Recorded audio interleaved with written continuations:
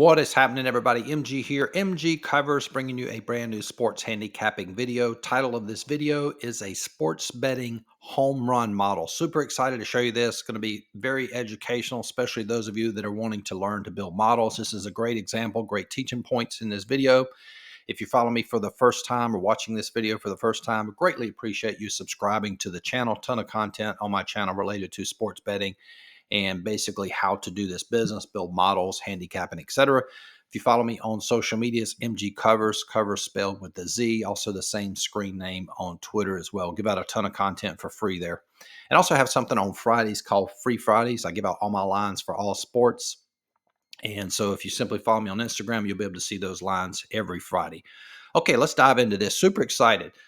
Before I actually talk about this home run baseball model, I want to talk about how basically the premise of creating models, or at least how I do it. First and foremost, you need to find, number one, a stat or stats that correlate to winning. And what I mean by that is, in this particular model, we're going to talk about home runs. So the team that hits the most home runs, does that team win at a high percentage? And then you also need to check the reverse as well, meaning a team that doesn't hit a lot of home runs, do they have a lower win percentage? And then the second important part of creating models, this is very important, and this is something that I've really focused in on the last couple of years, build models. Is that stat undervalued in the marketplace, right? So what I mean, let me give you an example of a stat that's overvalued. Starting pitching is extremely overvalued in baseball. There's, in essence, three parts to handicapping baseball: starting pitching, hitting, and relief pitching, right? So the starting pitching pretty much dominates the line, but there's only two starting pitchers in a game, but there's six elements to it, meaning you have hitting, pitching, and relief pitching for the home team and the away team. So we have basically six parts of this, but yet only two are basically factored into the line, which only represents 33%. So therefore, if you can find something not related to starting pitching and it correlates to winning, you will probably find a ton of value and have a pretty good model. And that's what I'm going to show you in this video. So let's take a look at, let me just show you how I got here. And for some reason, there's a little glitch on Major League Baseball's website, because I should show you how to get here, but it's very simple. You just go to Major League Baseball, click on stats. You'll come to this screen here. Make sure you click on team.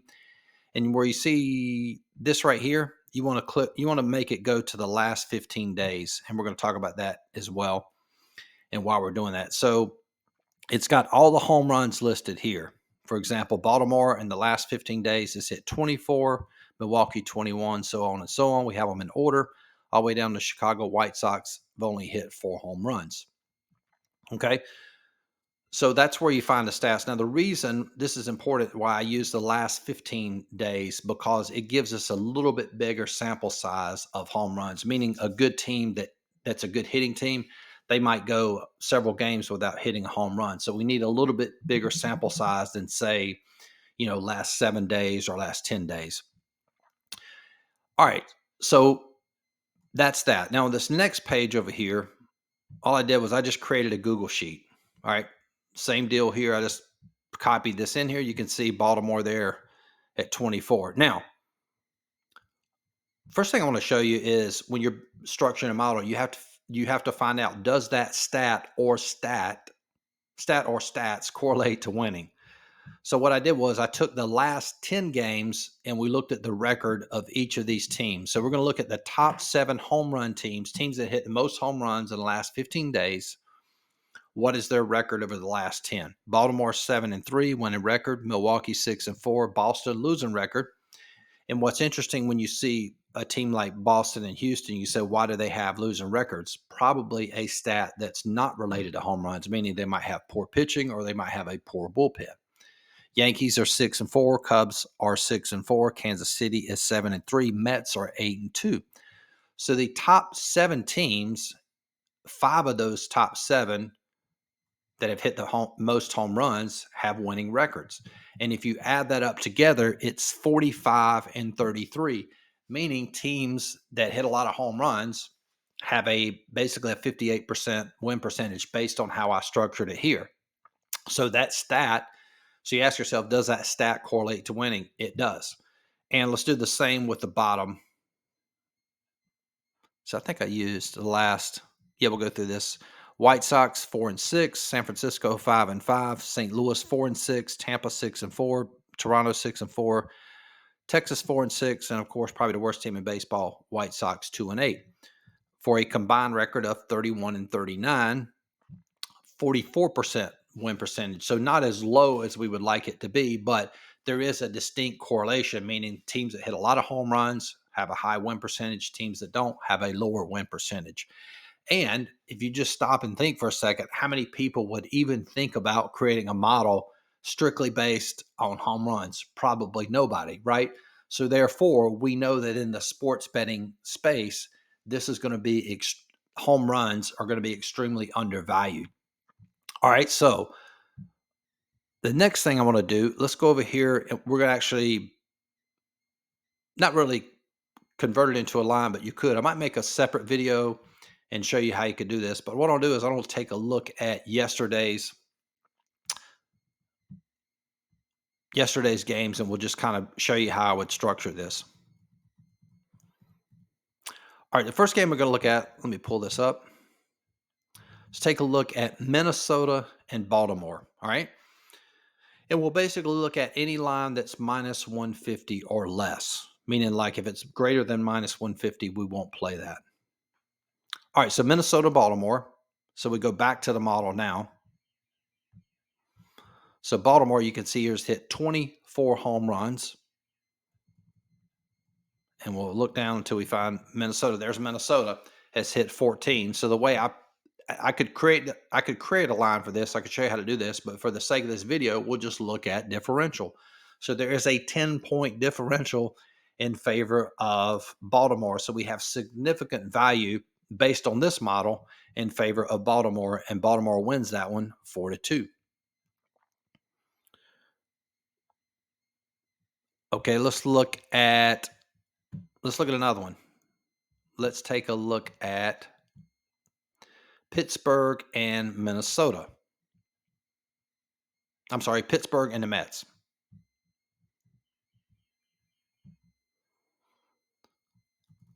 So let's find the Mets. The Mets here are at 15, and Pittsburgh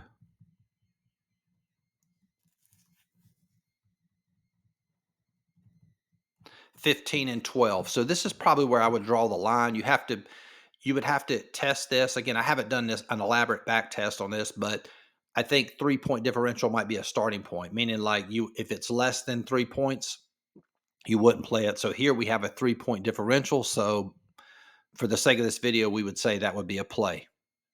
Okay. All right, let's take a look at another one here. San Diego and Milwaukee. Milwaukee line was, let's look at bookmaker, minus 111. San Diego was plus 101. So fairly tight line via the books. And let's take a look and see what the model says. Scroll back up to the top. Milwaukee was 21 home runs. San Diego 14. So we had a 7-point differential in favor of Milwaukee. And that game won. All right. Let's go back to our next one. Let's take a look at Yankees and Toronto here. Yankees were an underdog here, plus 104. Toronto minus 114. Still a tight line. Two pretty good pitchers on the mound. So again, that's probably why you see the lines tight. Again, majority of the public and the sports betting marketplace put a ton of value and emphasis on starting pitching, and therefore it becomes overvalued. So let's go back to our model. And let's see if we can find Yankees up here at the top at 16 home runs. Toronto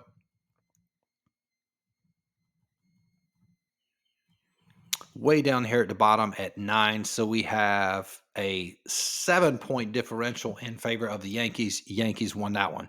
So pretty fascinating, right? To see it actually come to fruition like this, so to speak. And let's see if, we'll look at these last two here. Let's take a look at Whoops, I don't have it pulled up. 1 second. All right, there we go. Look at LA and Tampa, and we'll also look at Cleveland and Boston. So we're going to look at Angels, Tampa, and Cleveland and Boston. Angels won 5-4. Boston wins this one 2-0. Angels and Tampa. I'll probably forget the teams. So let's go Angels and Tampa. There's Angels right there at 14. Okay. Let's go down here, look at Tampa.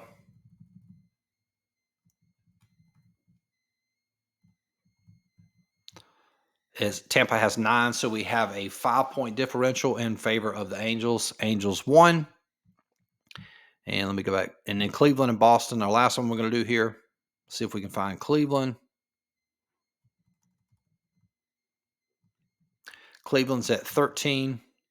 Let's go up here. Boston's up here at the top.